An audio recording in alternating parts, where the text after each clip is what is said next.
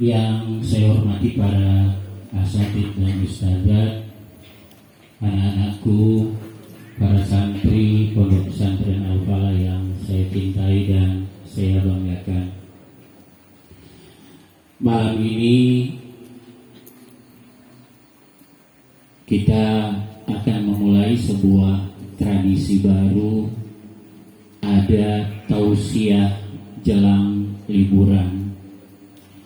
Kenapa perlu adanya tausiah?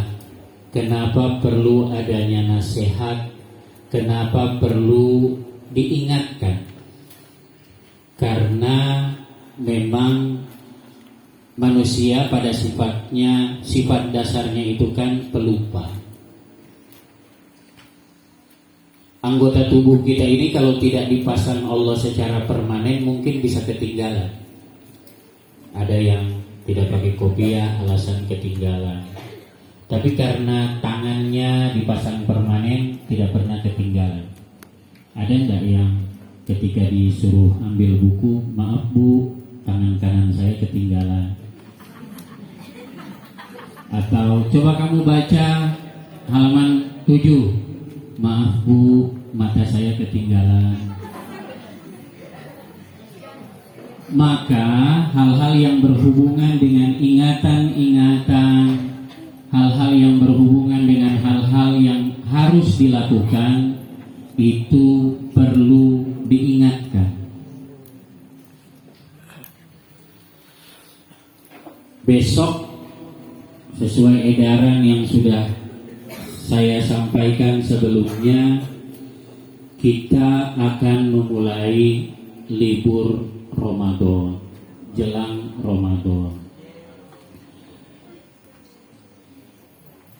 Tapi ada yang perlu diingatkan soal libur ini. Kita ke slide berikutnya.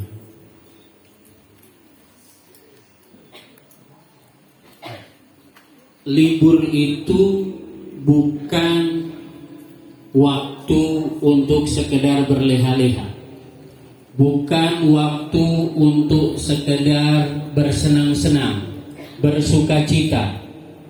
Karena di pondok makannya dibatasi, di rumah makan terus. Dari ruang tamu ke kamar, dapur lagi, ke kamar, dapur lagi, ke teras, dapur lagi. Ar-rahatu fi tabadulil a'mal. Libur itu mengganti aktivitas, mengganti rutinitas. Tapi aktivitas dan rutinitas itu harus tetap sesuatu yang bermanfaat. Kalau sesuatu tidak bermanfaat, tinggalkan. Sesuatu yang tidak ada kebaikannya, tinggalkan. Jangan karena di pondok dibatasi tidurnya, di rumah tidur terus. Bangun tidur, tidur lagi. Bangun tidur, tidur lagi. Tidur itu memang kenikmatan, tetapi kalau sesuatu itu sudah berlebihan, dia tidak menjadi kenikmatan lagi. Makan itu nikmat, tapi kalau makan terus, kenyang itu nikmat, tapi kalau sudah kekenyangan, bukan lagi menjadi sebuah nikmat. Jadi sesuatu itu kalau berlebihan, dia tidak lagi menjadi sesuatu yang mendatangkan kebaikan. Jadi libur adalah saatnya mengganti aktivitas. Kalau aktivitas yang positif itu terus dilanjutkan, bangun pagi, sholat subuh, sholat qobliyah, sholat sunat fajar, sholat berjamaah, tetap dilakukan. Rutinitas lain, tidak belajar di kelas, diganti. Jangan seharian sampai di rumah gara-gara di pondok dibatasi main handphone, di rumah main handphone terus. Di rumah tidak, di pondok tidak boleh nonton TV TV di rumah, nonton TV terus sampai ketiduran ditonton oleh TV masih aja.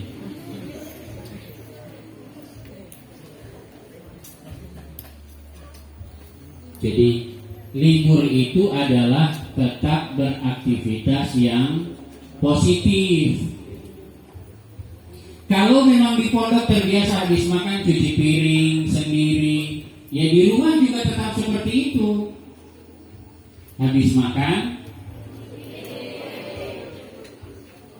ini yang bilang tidur mudah-mudahan tidak bangun-bangun.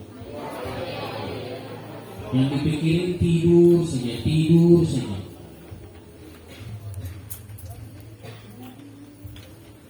Jadi habis makan tetap cuci piring.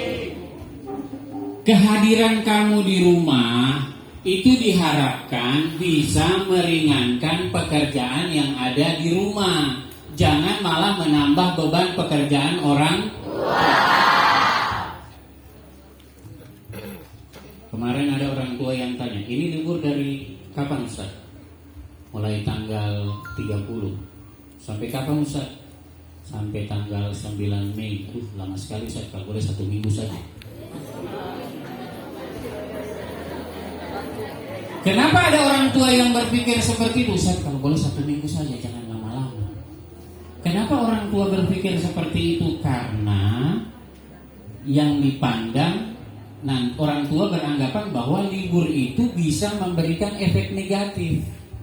Tapi kalau mindsetnya berbeda, kalau cara berpikirnya berbeda, maka libur itu juga akan menghasilkan hal positif seperti juga di pondok.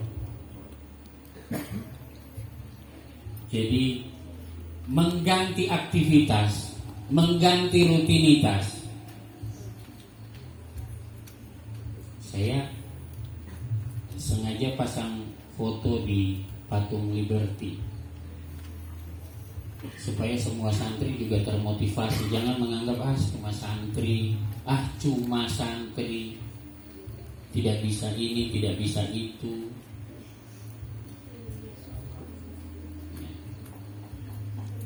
Dan ini bukan liburan, ini adalah mengganti aktivitas.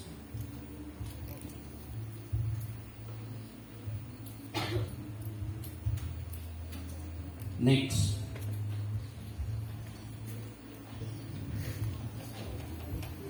Ini siapa yang kepalanya kepotong ya? Ada yang tahu siapa ini? Bapak. Siapa yang bisa menebak kuping ini? Kuping siapa ini? Anda sekarang menjalani kehidupan berasrama. Kehidupan berasrama itu memang, saya pernah lebih dari 10 tahun tinggal di asrama. Saya kemarin cerita dengan kakak-kakak yang kelas 12. Kehidupan berasrama itu sebenarnya orang menganggap bahwa kehidupan berasrama itu kehidupan yang tidak enak, yang tidak nyaman. Tapi saya ingin mengatakan bahwa sekarang kamu sedang melukis kehidupan yang indah di masa depan.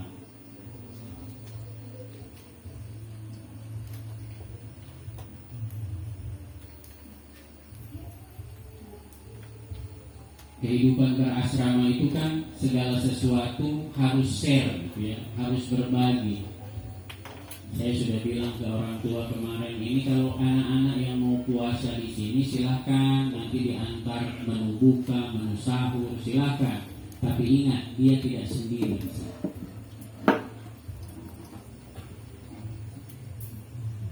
Dan kehidupan yang sekarang kalian alami ini seolah-olah susah, nanti 10-15 tahun ke depan itu jadi sesuatu yang dirindukan.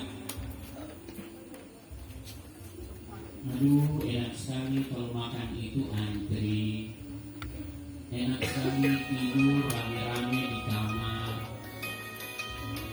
Cuci baju antri, mandi antri, makan antri.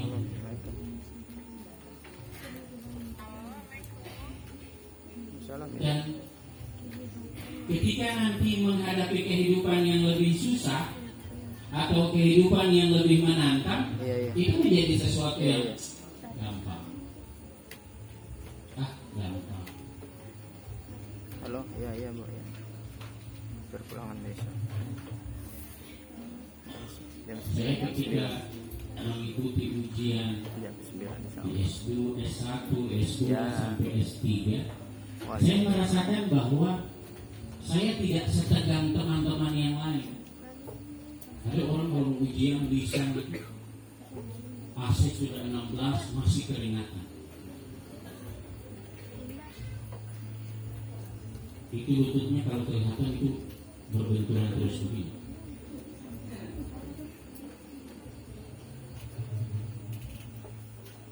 Jadi kehidupan berasrama itu memang kelihatannya tidak enak, tapi nanti itu menjadi sesuatu yang kalian rindukan.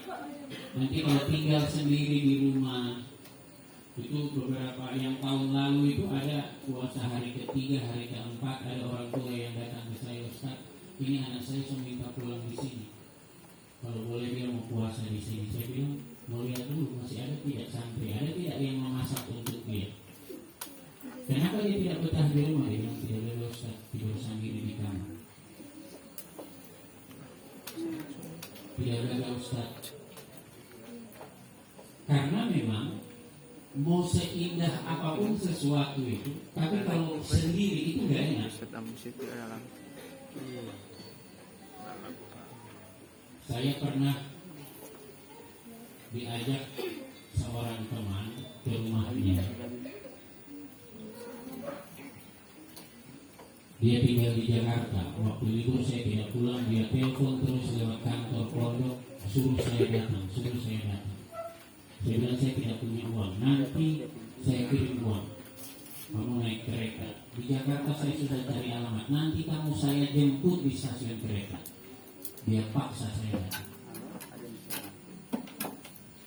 Ketika saya datang ke rumahnya, saya lihat Masya Allah, fasilitasnya luar biasa. Saya cuma biasa lihat rumah seperti itu seperti di film-film Indonesia gitu, atau di film-film India yang jumlah mobilnya lebih banyak daripada jumlah orang dalam rumah. Itu dia sendiri di rumah itu. Saya tanya, kamu sudah punya fasilitas bagus begini, kenapa kamu harus suruh saya datang? Dia cuma tersenyum. Terus saya tanya, kamu mau makan nggak? Dia mau makan. Kak, saya mau pesankan makan dulu. Terus dia pergi. Sebelum dia pergi, dia tanya, kamu mau apa? Dia bilang, saya pengen nonton. Oke, diajaklah saya ke salah satu ruangan. Ternyata di rumah itu ada home theater.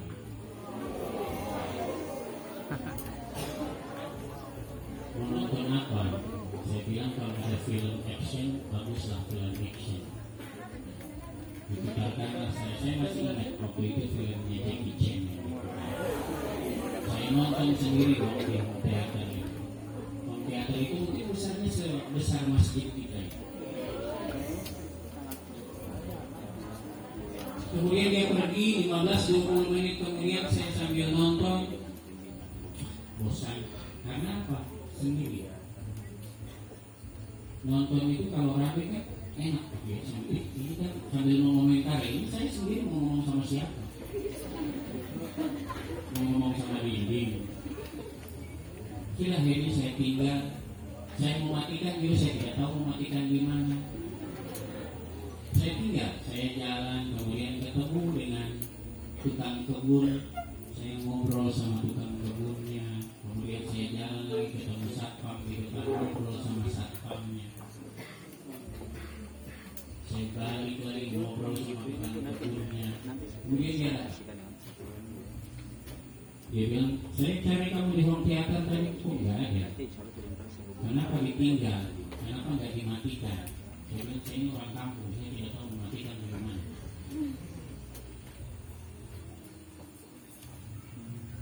Kenapa ditinggal? Kenapa nggak nonton terus? Saya bilang, sekalipun bagus filmnya, bagus fasilitasnya, tapi kalau saya sendiri tidak bisa saya nikmati. Kemudian dia tersenyum, dan bilang, terjawab sudah pertanyaanmu yang tadi. Kenapa saya dengan fasilitas begini, saya masih minta kamu datang? Karena saya tidak bisa menikmati semua ini sendiri.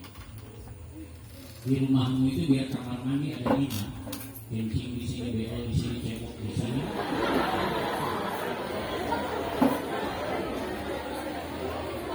Tetap nggak enak. Tidak di pondok antri, kalau di asrama antri, di rumah kamar mandi 5. Kamu pakai sehari masih dirinya tetap tidak enak.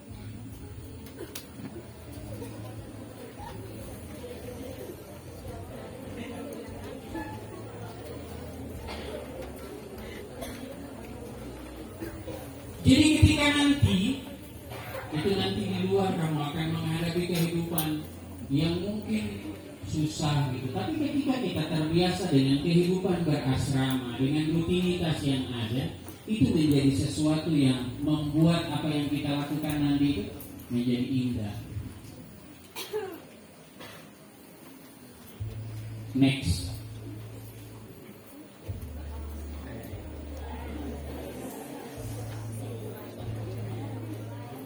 Ini gambar-gambar ini semuanya saya bikin dalam bentuk ribbon. Nanti para asatid, ustazah, nanti linknya sudah saya kasih ke Ustadz Ogi. Ustadz dan ustazah ini semua yang penanggung jawab kamar, nanti ini santrinya difotoin satu-satu, dipasangin ribbon ini.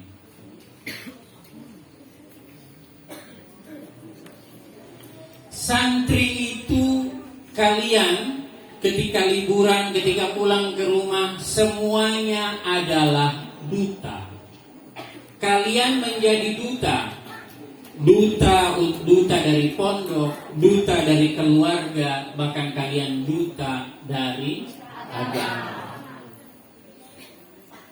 Bagaimana kalian berperilaku, bagaimana kalian bersosialisasi dengan orang, berhubungan dengan masyarakat, itu orang akan menilai, oh seperti ini anak pondok. Jadi berperilakulah yang baik. Masuk rumah, salam yang benar, assalamualaikum. Datang ketemu dengan orang tua, salim. Salim itu bagaimana sih caranya? Salaman? Cium tangan. Namanya cium itu dengan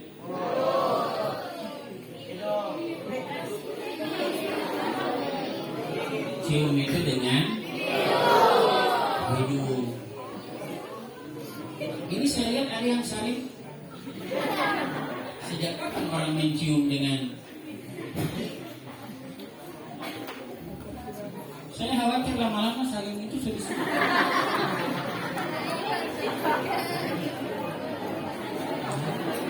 Jadi masuk rumah itu budayakan dengan salam. Kalau mau masuk rumah salam, assalamualaikum. Salamnya yang benar, jangan karena so cepat-cepat. Assalamualaikum. Apa artinya Assalamualaikum? Yang benar bagaimana? Assalamualaikum.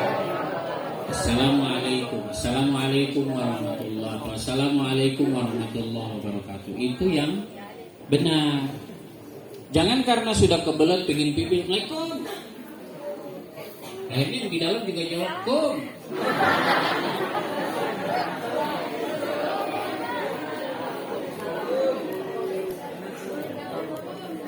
Masuk rumah, begitu juga mau pergi, itu pamit. Kalau mau pergi dari rumah, mau keluar rumah itu pamit. Abi, Umi, Aba, Mama, Papa, Papi, Mami, apa lagi? Ayah, Bunda, Dedi, Momi. Ada yang manggil bapaknya Dedi di sini?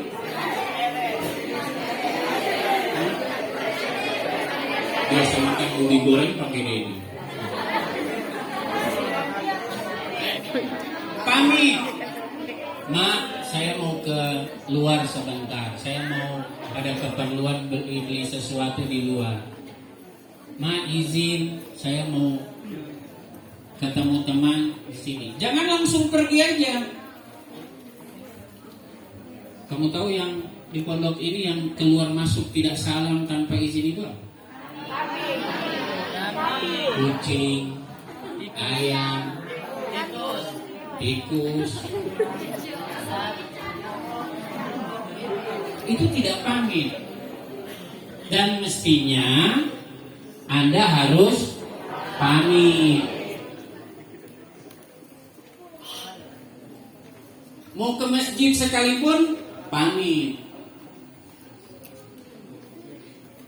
Abi, saya mau ke masjid dulu. Umi, saya mau sholat jamaah.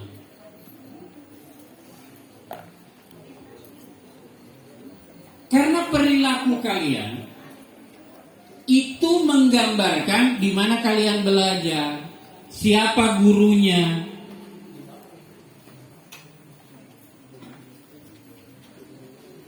Ketemu orang juga salam, assalamualaikum. Ketemu orang yang lebih tua, assalamualaikum. Lewat orang depan orang yang sedang kumpul, assalamualaikum. Salam. Jangan ikut-ikutan hal yang tidak baik. Ketemu orang di jalan, bos. Ketemu orang lagi, bos, semua bos.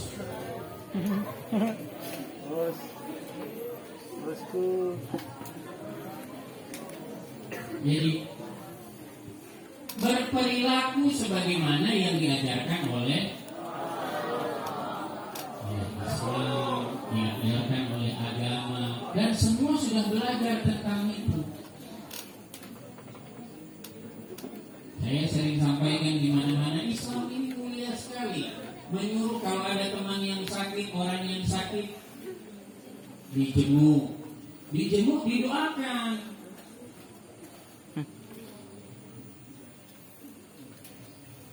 Saya sering bilang 20 tahun lalu itu kalau ada yang sakit cuma cerita dari mulut ke mulut, itu satu kampung pilih jenguk, misalnya di rumah sakit.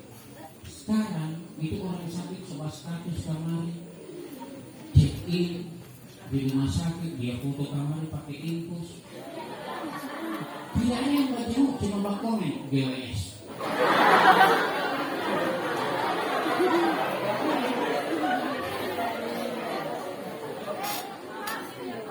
Menjenguk orang sakit, misalnya ada yang sakit gitu ya, dijenguk.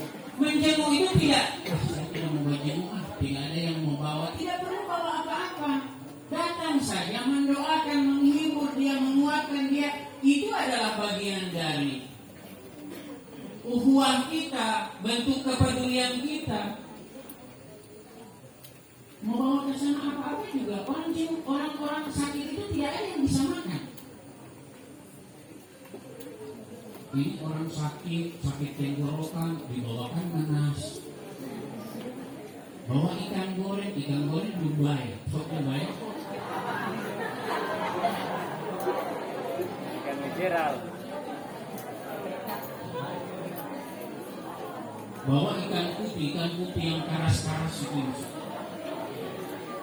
Siapa yang mau makan? Kita datang menjenguk, menghibur, tahurun, insya Allah penyakit ini adalah bagian dari mensucikan. Jangan malah orang sakit bela-bela. Siapa? Panas dingin. Ini penyakit atau dispenser?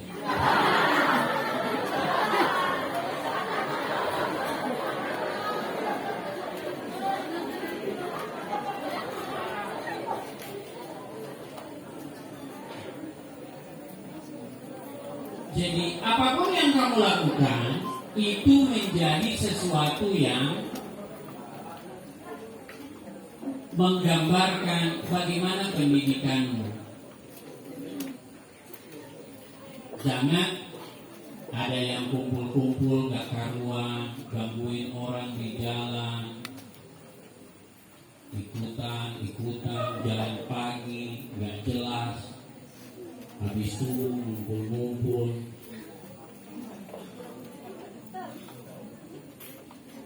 Ikutan main mercon, ikutan main petasan. Apa sih main petasan ini? Petasan dibakar baru ditutup tali. Terus yang dinikmati apa? maka tutup telinga. Canggih. Iya kan? Iya, coba lihat orang petasan kan begitu ya. Dia pasang baru dia lari tutup telinga.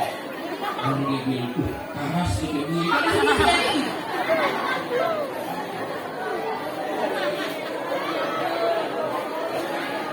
Aneh kan ya? Sering main petasan juga begitu kan? Contohnya, coba kalau sekarang itu termasuk bagian dari mengganggu orang lain. Makanya kalau mau main petasan silent atau pakai headset supaya mendengar sendiri.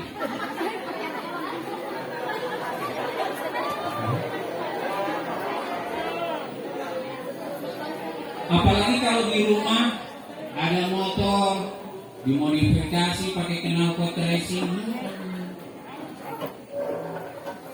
Knalpot racing itu ada tempatnya. Kamu tahu, itu motor di pabrik motor, itu orang-orang di pabrik motor itu bekerja melakukan penelitian, biayanya mahal dan waktunya lama. Bagaimana supaya suara motor itu makin lama makin tidak terdengar? Iya. Kalian bandingkan motor yang produksi tahun 2000-an dengan 2020, mana yang suaranya lebih keras? Yang 2000-an. Karena penelitian itu panjang, suaranya makin tidak terdengar. Ini malah diganti, begitu motor ganti, potong knalpot ganti dengan knalpot racing. Ini yang bodoh siapa?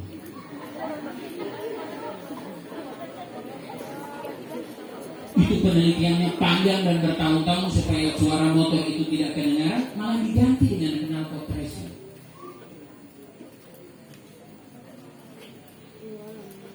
Kalau mau pasang knalpot racing, dengar sendiri saja. Pakai headset.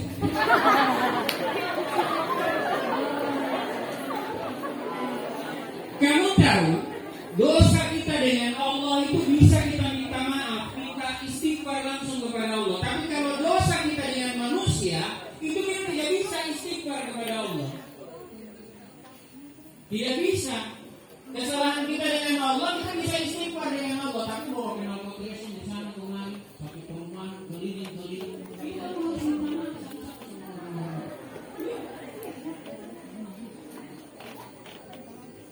Dia itu jadi pede itu masa-masa dan saling bertanya.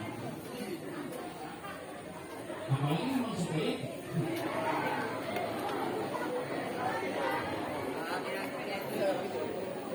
sudah tidak usah lihat hidup temannya, lihat hidup sendiri saja. Jadi kalian menjadi duta, kalian itu menggambarkan apa yang kalian pelajari, bagaimana kalian di pondok, bagaimana berperilaku. Ini kalau bicara cuma berdua, tapi suaranya kedengaran satu kecamatan.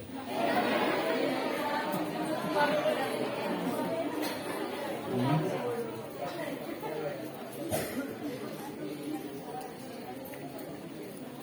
Apalagi kalau sampai ngakak-ngakak begitu, ketawa, kumpul-kumpul, ketawa-ketawa, mengganggu orang. Jadi kalian itu adalah duta. Jadi menggambarkan bagaimana berperilaku dalam agama.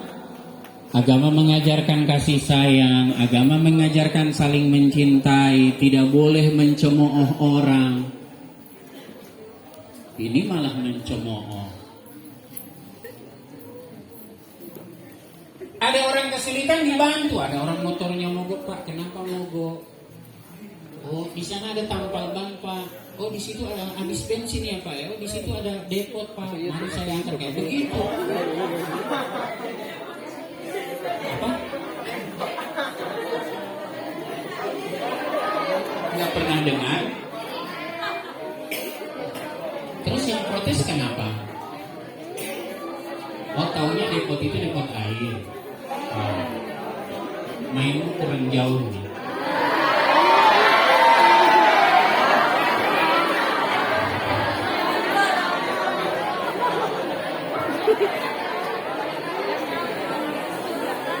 Jadi bagaimana Anda berperilaku itu menggambarkan apa yang Anda pelajari, dengan siapa Anda berteman.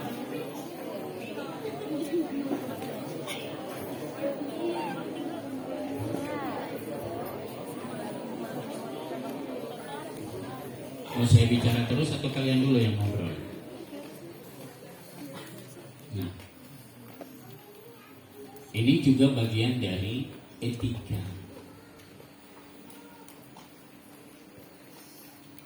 Kamu kalau misalnya cepat tidak mau membaca ceramah, kenapa? Mereka ngobrol sendiri-sendiri. Iya, karena ketika ada orang ceramah juga kamu begitu.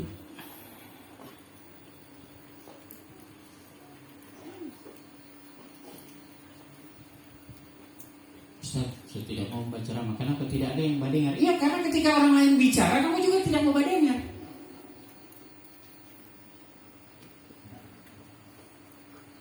Apalagi ceramahnya tidak menarik. Ceramah cuma baliaka, cuma bahi kuntung cika. Assalamualaikum warahmatullahi wabarakatuh.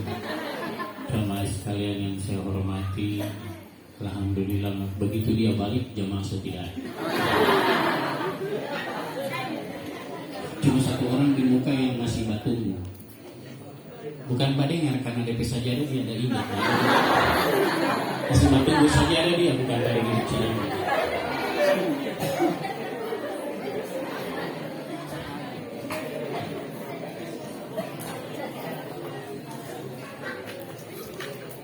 Jadi kalian adalah duta dari pondok, keluarga, bahkan agama.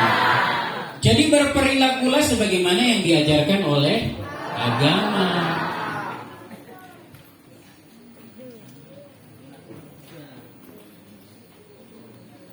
Dilarang mencemooh.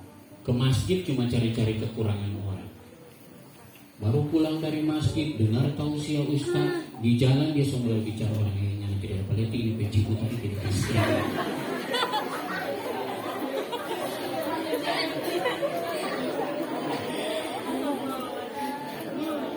Mestinya ketika pulang dari masjid, habis menonton atau mendengarkan tausiah, mestinya menjadi pribadi yang lebih baik. Kalian juga dari pondok sudah belajar sekian tahun. Ini luar biasa saat kita respect dengan adik-adik yang kelas 7 sampai sekarang masih bertahan. Luar biasa. Kalau ini 1 tahun, jadi kalau dulu bapak saya itu bilang begini, begitu masuk pesantren, saya bilang ada yang tidak betah. Bapaknya bilang, coba dulu 1 tahun. Setelah 1 tahun dia bilang lagi ke bapaknya, tidak betah, coba dulu 2 tahun. Sampai akhirnya selesai 6 tahun. Kalian tahu saya di pondok itu saya jadi santri berapa tahun? 10 tahun saya jadi santri.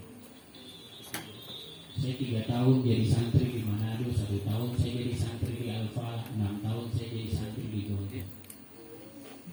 Berapa tahun? 10 tahun.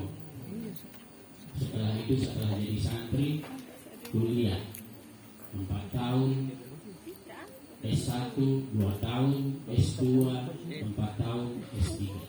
10 tahun. Jadi kehidupan saya itu cuma jadi siswa SD, santri, mahasiswa. Kalian pengen minum? Pengen minum? Sama, saya juga pengen minum. Jadi sekali lagi, maka berperilaku yang etis, dijaga cara bicaranya, cara berperilakunya, pakaiannya. Kalau di pondok, khususnya yang putri ini, di pondok menutup aurat, di rumah juga harus begitu. Jangan sampai di rumah baju adiknya dipakai. Tahu ada kamu pernah lihat ada perempuan yang pakai baju adiknya?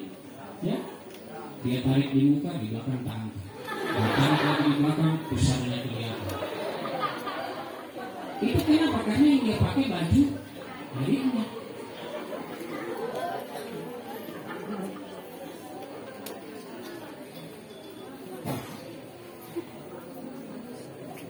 Jadi berperilaku,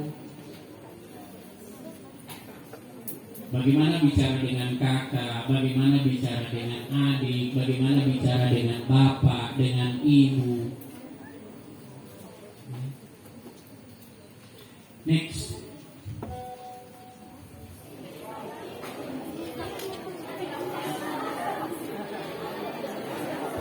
Ini siapa? Mana anaknya mana? Besok kamu bisa jajan di kantin harga 10.000.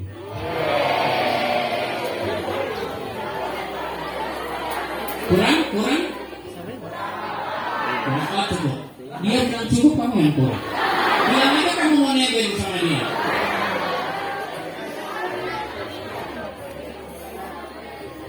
Kamu mau fotonya juga pakai begini, tapi tidak dapat jajan di kantin. Ramadan itu, ini saya ingatkan, Ramadan itu adalah bulan sehat. Jangan mengeluhkan Ramadan mau puasa lagi mau puasa. Justru puasa itu adalah untuk sehat. Kalian tahu usus kalian itu sudah bekerja keras. Otot di tubuh kita ini, saya bukan dokter, tapi saya baca artikel. Otot di tubuh kita ini ada yang namanya otot sadar dan ada otot tidak sadar. Otot sadar itu adalah otot yang bisa kita gerakkan dengan sengaja. Ini kan otot sadar namanya. Kita bisa menggenggam, melepas. Itu bisa kita bisa kita atur. Tapi ada yang namanya otot tidak sadar. Otot tidak sadar itu adalah otot yang sekalipun tidak kita atur dia bekerja. Contohnya itu pada usus. Usus itu selama ada makanan di perut kita, maka dia akan terus bekerja mengolah makanan itu.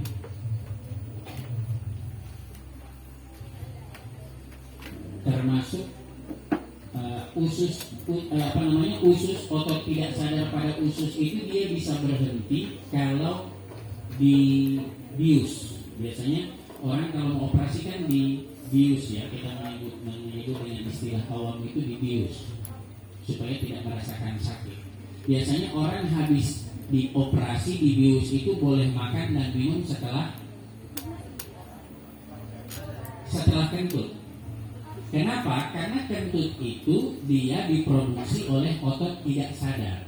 Jadi orang kalau sudah bisa kentut artinya bahwa otot yang sudah dibius tadi itu sudah bekerja. Nah, kita berpuasa supaya otot itu berhenti bekerja, dia istirahat. Itu untuk sehat.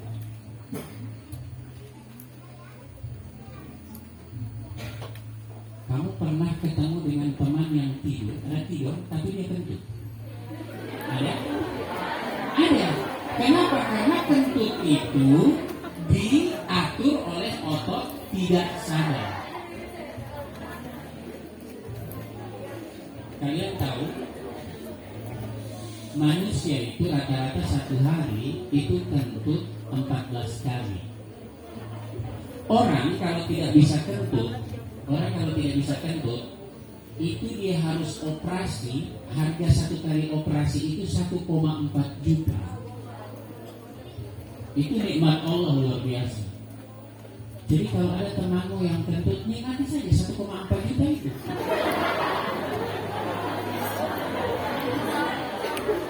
Apalagi kalau sudah 2 kali, 3 kali.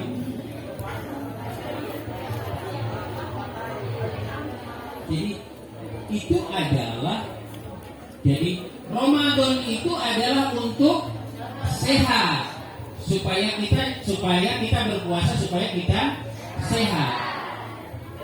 Nah, kalau sehat, kalau mau sehat, mestinya juga kita mengatur makannya. Jangan ketika Ramadan itu hanya memindahkan waktu makan. Buka puasa makan, habis maghrib makan, habis tarawih makan, mau tidur makan, sahur makan, jalan imsak makan. Kasihan. Itu malah menjadikan kita tidak sehat.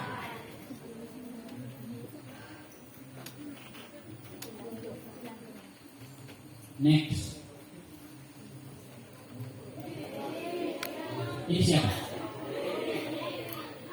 Mana? Kamu besok dapat jajan di kantin 10.000.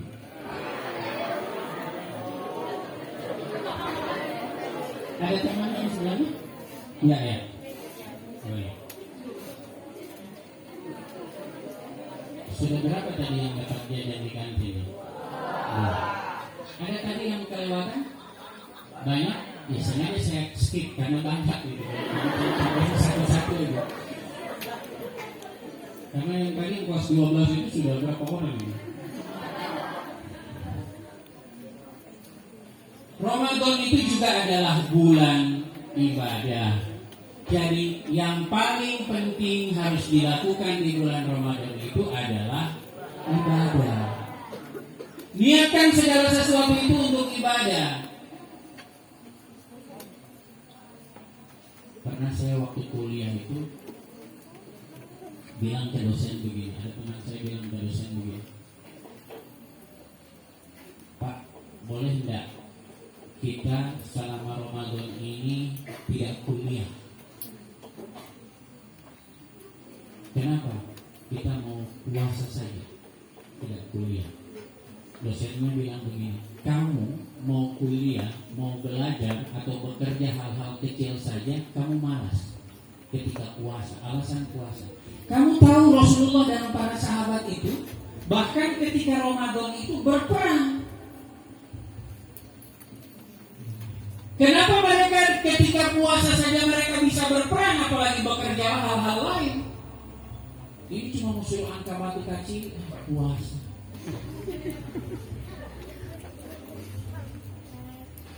Cuma suruh isi bak mandi, puasa. Pergi beli kamar dulu, mama bantu kamar dulu, beli kamar dulu, garam di sana, puasa.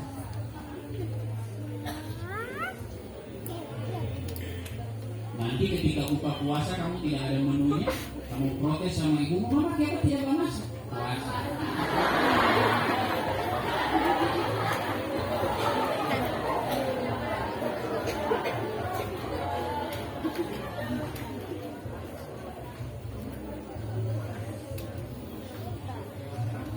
Dulu zaman kita kecil itu, zaman saya masih kecil itu, sampai kakak-kakak saya itu merasakan. Dulu kalau ibu mau memasak itu masih pakai kayu bakar.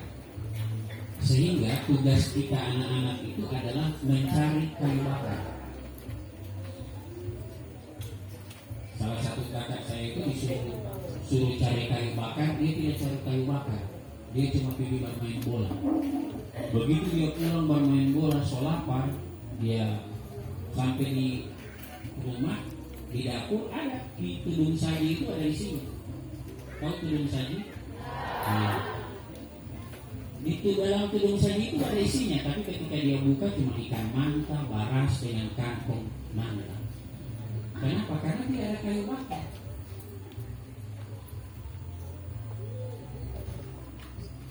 Jadi segala sesuatu di dalam bulan Ramadan itu bekerja seperti biasa diniatkan untuk ibadah.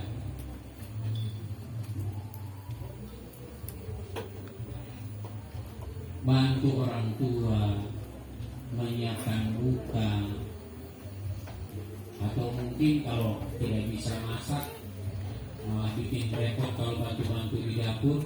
Nanti malah lupa kalau puasa sama dia icip-icip ke sana. Dibantu, dan semua itu diniatkan untuk ibadah. Kamu tahu ketika kamu misalnya membantu memberikan memberikan misalnya membuka puasa, itu kamu dapat pahala puasanya. Tapi juga ada kebiasaan nanti sebenarnya saya akan bicara ini di slide terakhir. Ini kebiasaan kalau puasa itu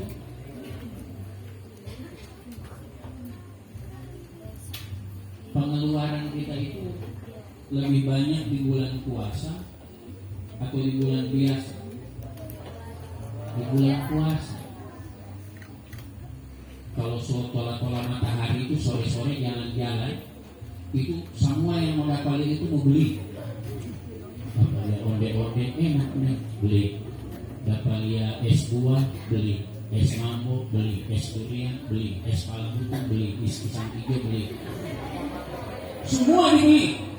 Sehingga kalau hari-hari biasa itu meja makan di rumah cuma ukuran 2x1. Kalau sok puasa sok 4 kali anak. Semua dibeli. Tapi begitu azan berkumandang, azan maghrib berkumandang, semua dimakan gak? Cuma minum air, minum teh, selesai urusan. Ini es pisang hijau, tinggal jaga harga. Mau antar di tetangga lo antar kami.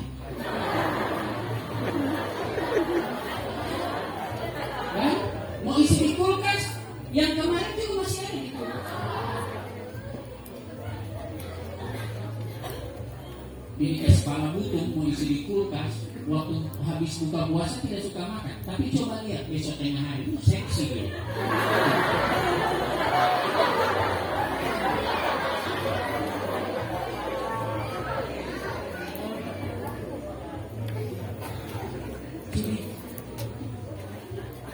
Dikurang-kurangi,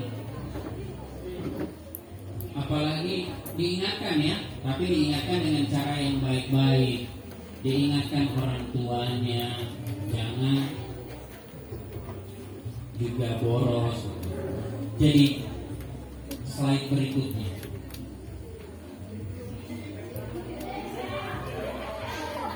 Ini siapa?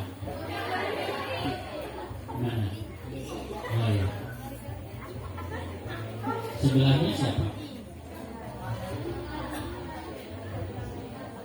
Sebelahnya kelihatan nggak siapa? Mana dia? Ayo.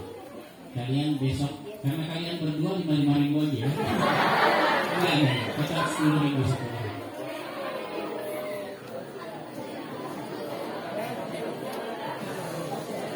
Ini kompensasi dari mengambil fotonya, ya.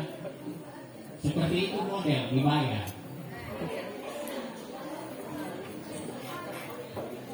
Kalian selama di pondok, dengarkan, kalian selama di pondok itu setiap hari dibiasakan untuk mengaji.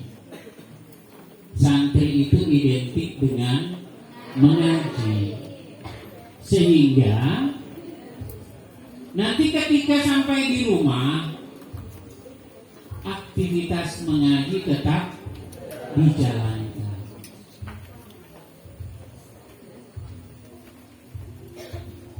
Kalau bisa punya target, satu hari 1 juz, atau kalau perlu 2 juz, pakai target. Jangan, mengaji dulu, puasa. Mengaji itu puasa. Kalau memang tidak bisa ngaji siang, malam ngajinya. Jadi manfaatkan, apalagi bulan Ramadan itu pahalanya berlipat-lipat. Manfaatkan untuk beribadah. Kalau susah dengan ibadah-ibadah besar, ya mengaji. Setiap hurufnya itu dihitung menjadi pahala. Next.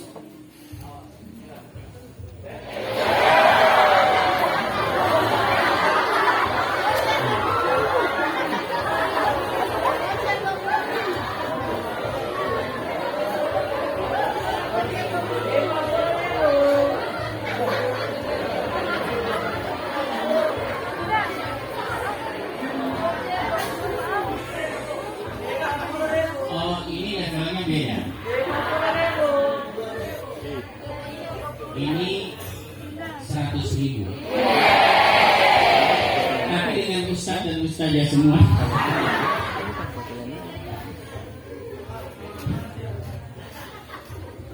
Ini yang saya sampaikan tadi. Ramadan itu mengajarkan kesederhanaan. Tapi kenapa kita terkesan menjadi boros di bulan Ramadan? Kenapa? Karena kadang-kadang kita kan kalau sarapan, makan gitu ya, apalagi makan pagi. Makan pagi, sarapan pagi kan kadang-kadang biar cuma dengan nasi, telur ceplok gitu ya, atau telur balado atau telur apa sudah cukup. Tapi kalau mau buka puasa ribet, harus ada nasi, kuah sup, harus ada ayam, sahur ayam, buka puasa ayam, hari pertama ayam, hari kedua ayam, hari ketiga ayam, hari-hari ayam, susah banyak biawak hari-hari ayam.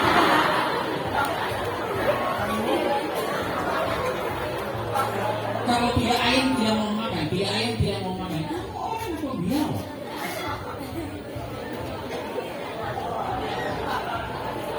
Yang tidak tahu biawak, soa-soa. Tidak tahu soa-soa, biawak. Biawak. Jadi diingatkan, nanti juga diingatkan orang tuanya ya. Diingatkan orang tuanya. Kadang-kadang kalau puasa itu akhirnya lebih apa ya? Lebih konsumtif, lebih banyak uang yang digunakan. Puasa itu mengajarkan kesederhanaan. Sederhana kita makan seadanya. Ini mau makan mesti semua ada. Makan semua harus ada. Puasa mesti ganti gorden, mesti kursi baru. Ini puasa mesti sofa baru. Emangnya kalau tidak ada sofa baru tidak jadi puasa? Atau tidak jadi hari raya?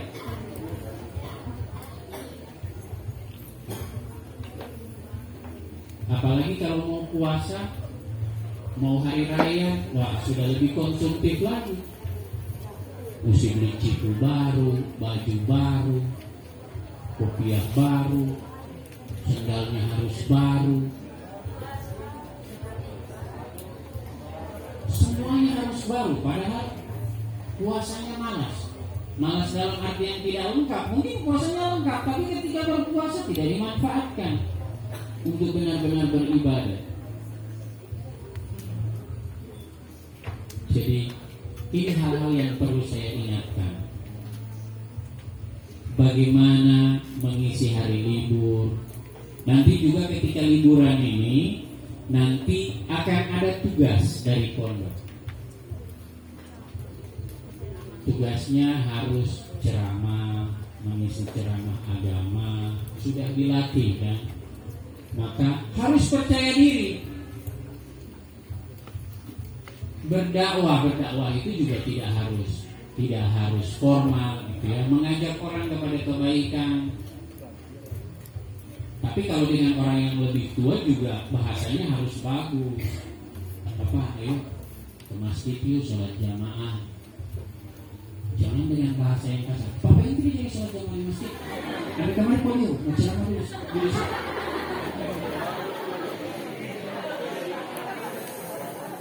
Mengajak itu tidak harus dengan seperti itu. Bahasanya juga diperbaiki. Jadi sekali lagi yang harus dijaga itu adalah perilakunya. Kamu harus bisa mewarnai, kamu harus bisa mengajak orang lain. Ada teman-teman yang cuma sering ngumpul-ngumpul, main game gitu, diajak, yuk kita mengaji sama-sama. Jangan kayak, boy, kenapa cuma main game? Game apa ini? Install.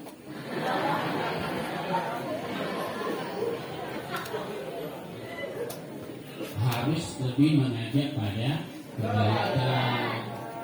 Kalau di rumah pegang handphone, hal pertama yang perlu diinstal pertama itu adalah Quran, diinstal Qurannya, diinstal itu aplikasi azannya untuk mengingatkan waktu sholat.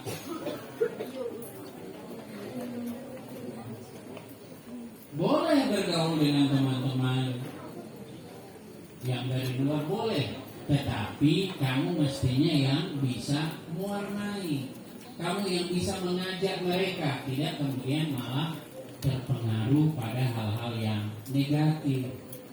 Nanti kalau kamu ikut-ikutan, malah ikut nongkrong, ikut hal-hal yang negatif, ngumpul-ngumpul yang tidak jelas gitu. Ngumpul itu boleh, tapi harus jelas.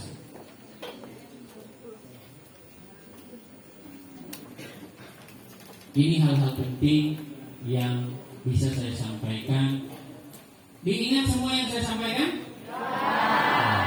Bukan hanya perlu untuk diingat, tetapi juga harus diamalkan, supaya benar-benar bermanfaat ilmunya, benar-benar bermanfaat apa yang sudah dipelajari, benar-benar bisa memberikan manfaat bukan hanya untuk diri sendiri, tetapi juga untuk keluarga dan masyarakat lain. Ini yang mau pulang kan cuma kelas 7, 8, kemudian 10, 11. Ini pengurus juga masih ada kegiatannya. Ini yang kelas 9 sama kelas 12 ujian dulu, baru pulang. Kemarin ada orang tua tanya saya, Ustaz, tidak boleh biar mau hari pertama mau pulang dulu? Saya bilang, Ibu, imsak pada Ibu ke rumah jam berapa? Jam 4 lewat. Saya kira jam 6. Kalau jam 6 boleh dia pulang. Kalau mau jam 4 lewat sama dengan biasa jadi gitu.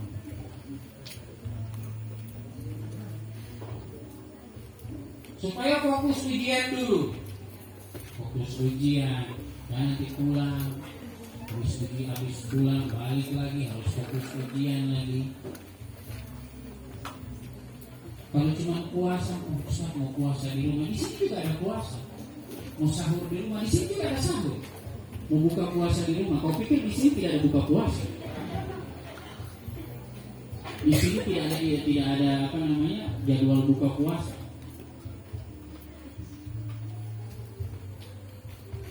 Jadi kita nikmati apa yang kita jalani sekarang ini, kita nikmati.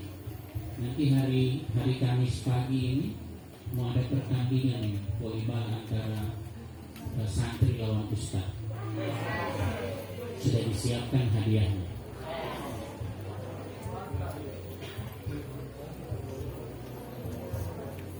Yang kelas 9, 12 lawan para ustaz. Begitu juga yang putri lawan ustazah. Itu kita berusaha untuk mengisi dengan hal-hal positif.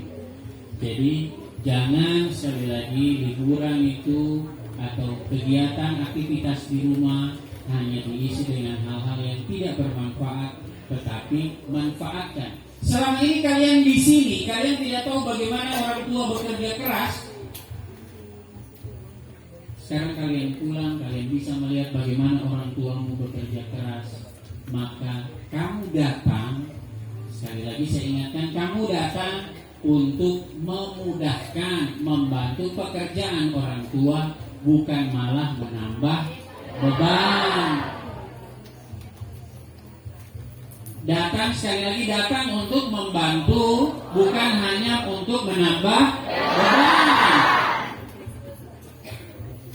Jangan selama ini bapakmu, ibumu hanya mencuci baju 3 orang, kamu pulang sudah jadi 4 orang. Selama ini hanya menyapu di bagian-bagian tertentu, sekarang kamarmu sudah menempati berantakan, juga harus disapu. Jadi harus menjadi menambah, bukan hanya menambah orang yang bekerja, bukan hanya menambah beban. Manfaatkan waktu ini. Ini adalah ketika kalian bisa datang ke orang tua, bersama orang tua. Ini adalah waktu yang tepat untuk kalian bisa mengucapkan terima kasih kepada orang tua. Ini yang bisa saya sampaikan. Next. Terima kasih. Mudah-mudahan semuanya tetap sehat. Sampaikan salam ke orang tuanya. Mohon didoakan kita semua bisa tetap sehat. Mudah-mudahan kalian bersama keluarga juga bisa menjalani sepanjang Ramadan ini dalam keadaan sehat. Baik, saya kira cukup.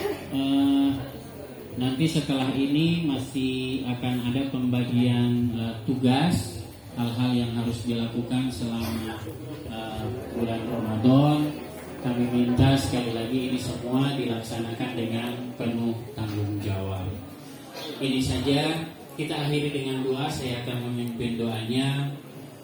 Mohon semuanya bisa mengaminkan doa ini, karena bisa saja doa ini dikabulkan bukan karena saya yang membacakan, tapi karena anak-anakku dan para ustaz yang mengaminkan. A'udzu billahi minasyaitonir rajim. Bismillahirrahmanirrahim. Alhamdulillahi rabbil alamin. Allahumma shalli wa sallim wa barik ala Muhammadin wa ala alihi wa sahbihi ajma'in. Allahumma inna nas'aluka salamatan fid din wa afiyatan fil jasad wa ziyadatan fil ilmi wa barakatan fil rizqi wa tawbatan qabla al maut wa rahmatan 'inda al maut wa maghfiratan ba'da al maut. Allahumma hawwin 'alaina fi sakaratil maut wan najata minan nari wal 'afwa 'indal hisab. Allahumma aslih lana dinana alladhi huwa ismatu amrina. Ya Allah, perbaikilah segala urusan agama kami yang menjadi benteng aktivitas kami. Wa aslih lana dunyana allati fiha ma'ashuna. Perbaikilah segala urusan dunia kami, tempat kami mencari penghidupan. Wa aslih lana akhiratana allati ilaiha ma'aduna. Perbaikilah segala urusan akhirat kami, tempat kami dikembalikan. Allahumma ya Allah, ampunilah segala dosa kami, ampunilah segala khilaf kami, ampunilah segala dosa dan khilafan orang tua kami. Kuatkan mereka ya Allah, berikanlah mereka kebaikan yang melimpah, bukakanlah pintu rezeki untuk mereka ya Allah. Untuk orang tua kami yang telah wafat, jadikanlah kuburan mereka seperti taman di antara taman surga. Luaskanlah kuburan mereka ya Allah, tempatkanlah mereka di tempat terbaik di sisi-Mu ya Allah. Kasihilah mereka sebagaimana mereka mengasihi kami semenjak kami masih kecil. Rabbana hab lana min azwajina wa dzurriyyatina qurrata a'yun waj'alna lil muttaqina imama. Rabbana atina fid dunya hasanah wa fil akhirati hasanah wa qina adzabannar. Subhana rabbuka rabbil izzati amma yasifun wa salamun alal mursalin. Alhamdulillahi rabbil alamin. Assalamualaikum warahmatullahi wabarakatuh.